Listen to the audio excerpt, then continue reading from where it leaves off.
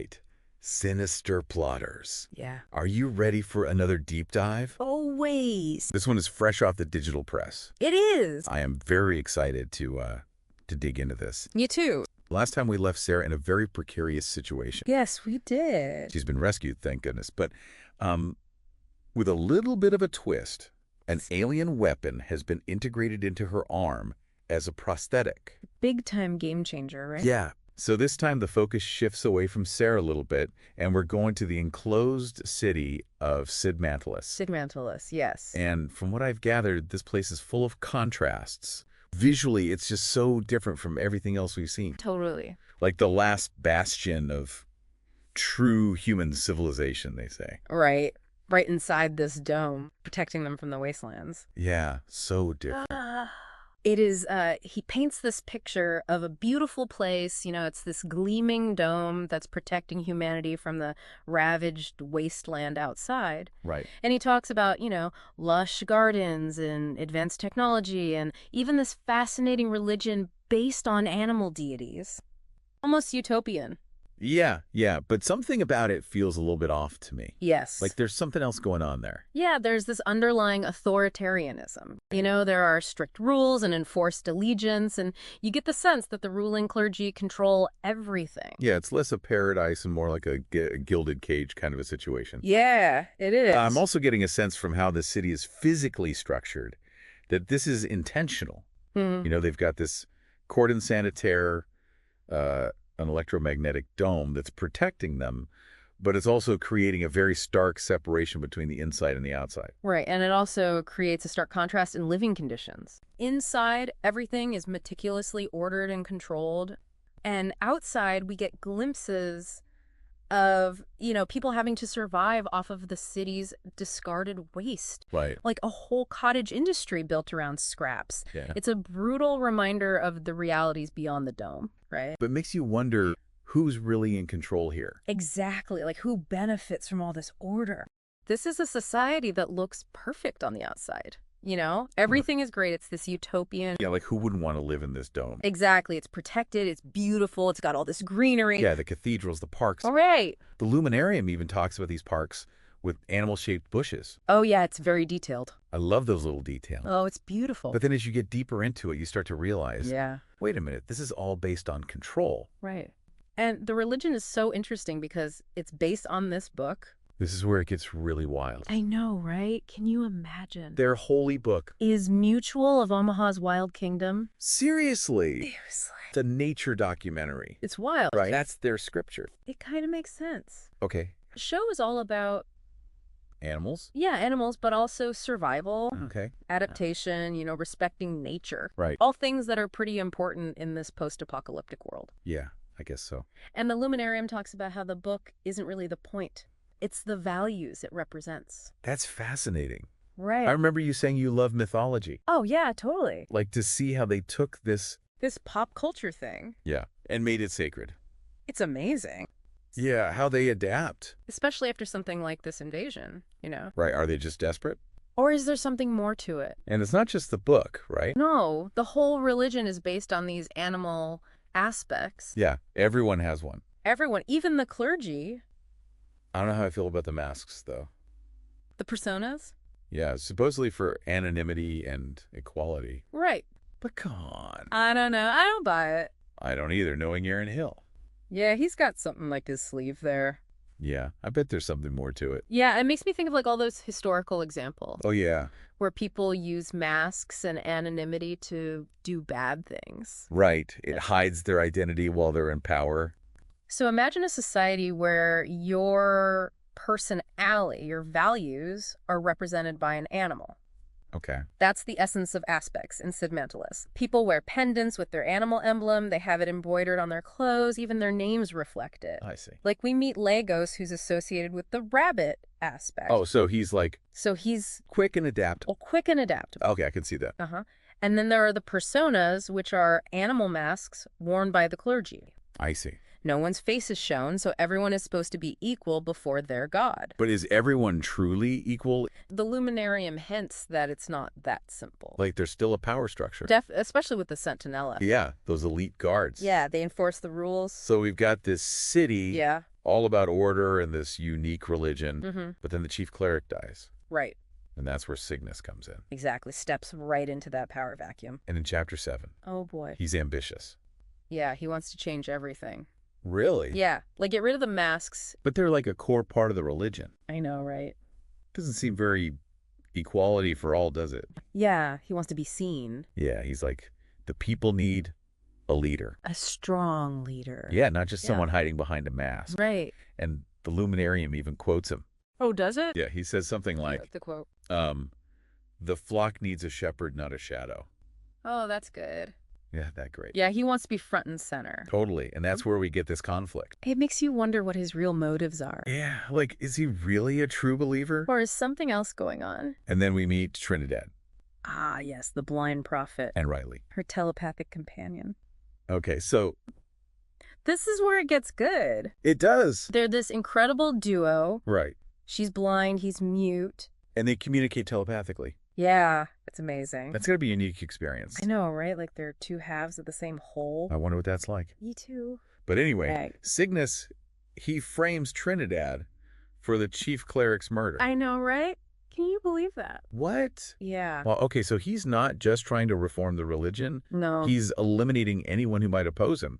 Exactly. And the Luminarium suggests that he knows exactly what he's doing. Like, it's all calculated. Totally. Wow. So He's using fear. to control everyone. Yeah. And by accusing Trinidad. He gets rid of a threat. Exactly. And makes himself look stronger. It makes you wonder about his followers.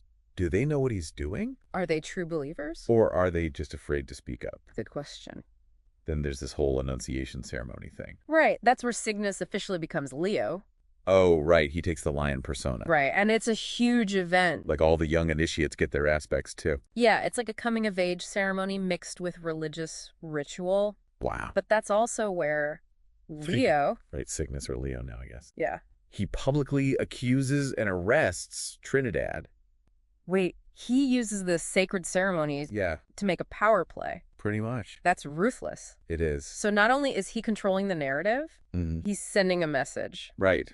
Defy me and you're done. Yeah, it's scary. But it seems like some people are starting to question him. You're thinking of Tyche and Lupus? Yeah, the two clerics. Yeah. They're terrified of Cygnus. They represent the old guard.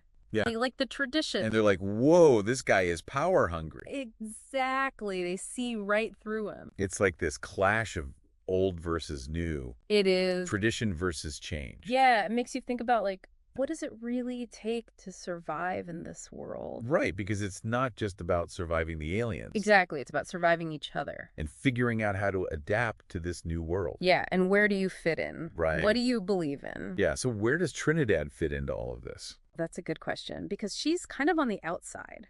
Right, she leads this The group. Coterie Yule, Yeah. which the main religion considers a cult. And she's known as the blind prophet Yeah, because she has these dreams that come true that's right. and she can't see. Well, she can't physically see, Right.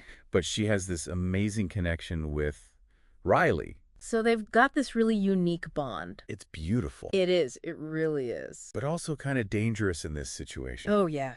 Things are getting really intense in Sid Mantalus. Right, and this is where Tyche and Lupus, Yeah. they go to Trinidad for help. They're like, hey, Yeah. we need you to deliver a prophecy.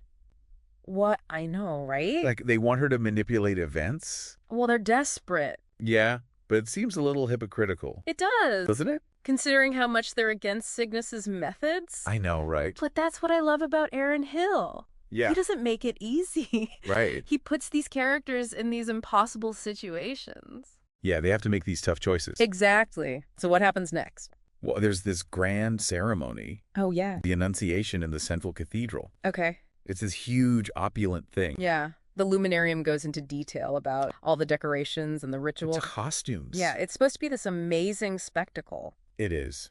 But even young Mona, Right? who's about to receive her adult aspect, she's overwhelmed. I mean, imagine being a teenager Yeah. in this situation. All right. It's a lot. A lot of pressure. Definitely. And then bam, What happens? Cygnus drops a bombshell. What does he do? He accuses Trinidad of murdering the previous chief cleric No way. Oh my God. and has her arrested. During the ceremony. Right in front of everyone. Talk about a power move. I know. Wow. I was like, what is happening? I know. So we've got Cygnus now, officially Right. Leo.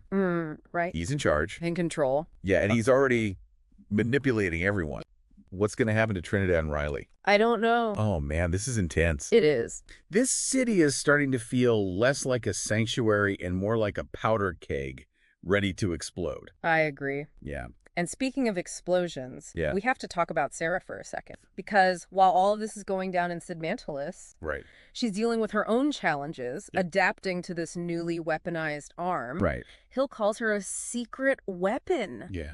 which makes you wonder what role she's going to play in all of this. Yeah, she's on like her own hero's journey, facing the road of trials, Hill mentioned in his notes. Yeah. Learning to control this alien technology, harnessing its power, and just deciding what kind of hero she wants to be. Absolutely. And as she grapples with this transformation, Trinidad's facing her own ordeal, imprisoned and relying on her unique connection with Riley for survival. They end up in this, underground jail.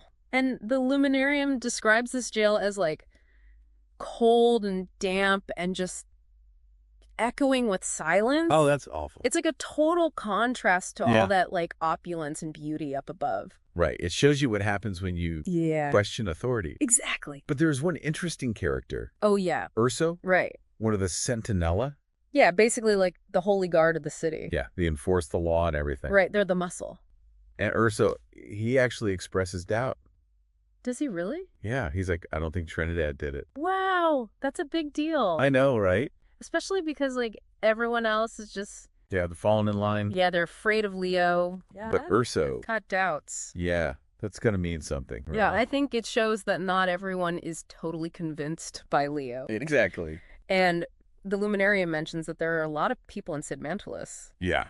who suspect Leo is manipulating things. Yeah, they just can't say anything. Right, it's too dangerous. Too risky. Yeah. They could end up in that jail with Trinidad. Oh, yeah. And remember, Urso is Mona's dad. Oh, right. Mona, the young initiate? Yeah, the one who's not really into the whole religion thing. Yeah, she sees the dome as a cage.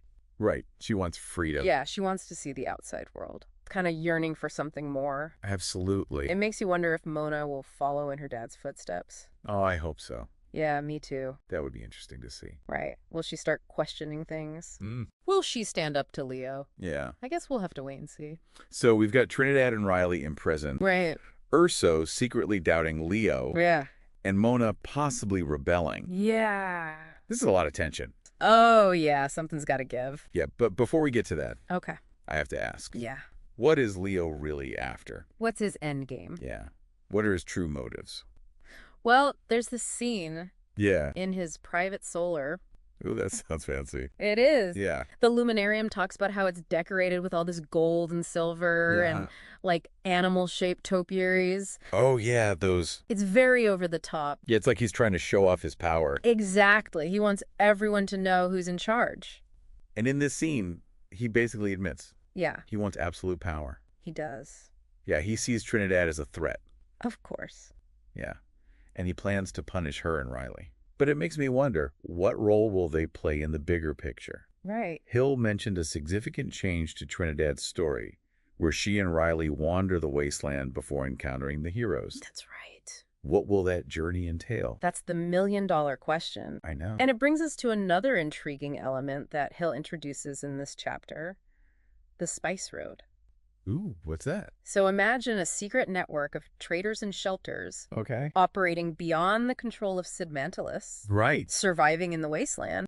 We see a glimpse of it when Trinidad has a vision of a cottage and this Indian family Right. who explained how this clandestine network works. Yeah, and their methods are fascinating. Oh, yeah. They use cloaks, scouts, and these elaborate strategies to hide from alien airships. Right. It really highlights the constant threat they face and the ingenuity they need to survive outside the dome. Hill is contrasting these two different approaches to survival, Yeah. conformity and control within the dome, versus this adaptability and freedom out on the Spice Road. Yeah. And somewhere in the middle, we have our heroes all trying to navigate this very complex landscape. And then Hill throws in this bombshell. Trinidad has a vision of the heroes in the wasteland Oh. and sets out to find them believing One of them is the savior of the world.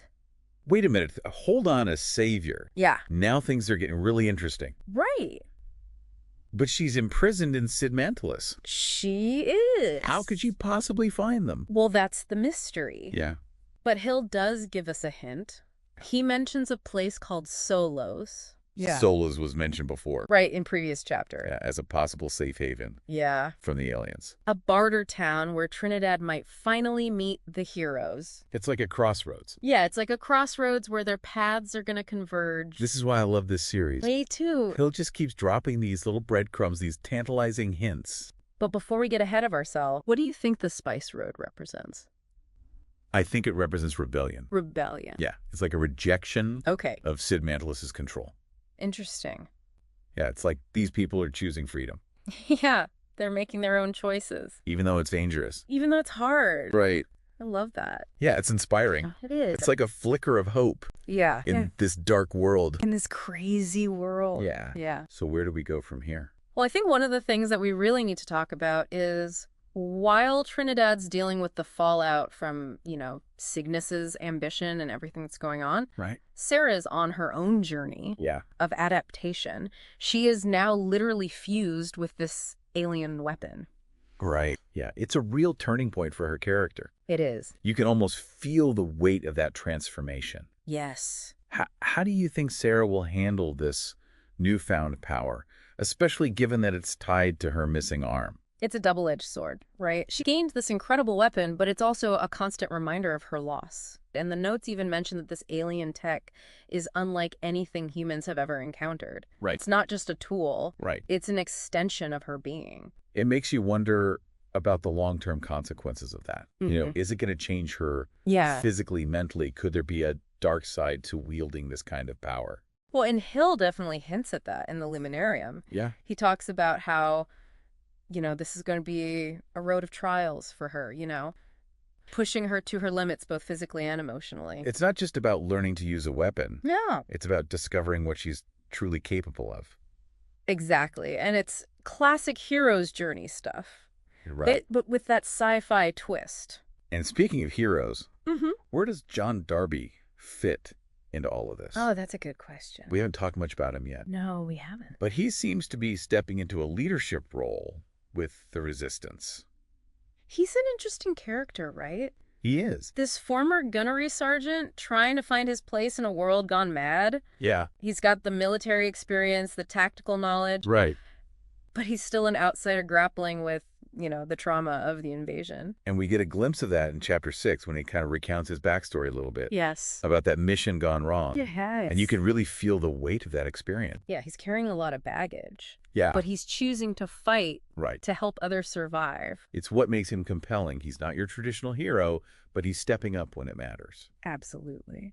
It reminds me of something Hill said in the Luminarium. He said something about the first service of mythology being to open the mind and heart to the wonder of all being. Yes. And maybe John's journey is about rediscovering that sense of wonder, that purpose. Absolutely. And it ties into that larger theme of survival that runs throughout the entire story, right? It's not just about staying alive. Right. It's about finding meaning and purpose in the face of unimaginable chaos. And choosing how you fight back. Yeah. And the fact that Trinidad has a vision of the heroes while she's imprisoned in Sid Mantalus suggests that these two worlds are going to collide.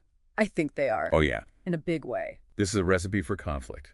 Man, Hill's a genius. He is. Okay, so how does all this play out when John, Jake, and Sarah show up? Oh, man. Can you imagine? It's going to be a wild ride. Talk about a culture clash. Wow, Hill has really outdone himself with this one. He has. And we've only scratched the surface. I know there's so much more to explore. Remember what he said in his notes?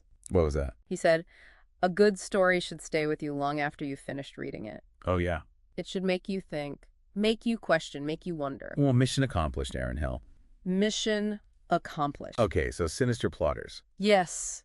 What do you think this prophecy means for the future of Sid Mantalus and our heroes? That's right. Head over to www.metalstar.us and share your theories using #MetalstarDeepDive. We'll be back soon to delve into Chapter 8 And trust me, you won't want to miss it. Until next time, Sinister plotters. Stay sinister. Oh no. Until then, keep those sinister plots brewing.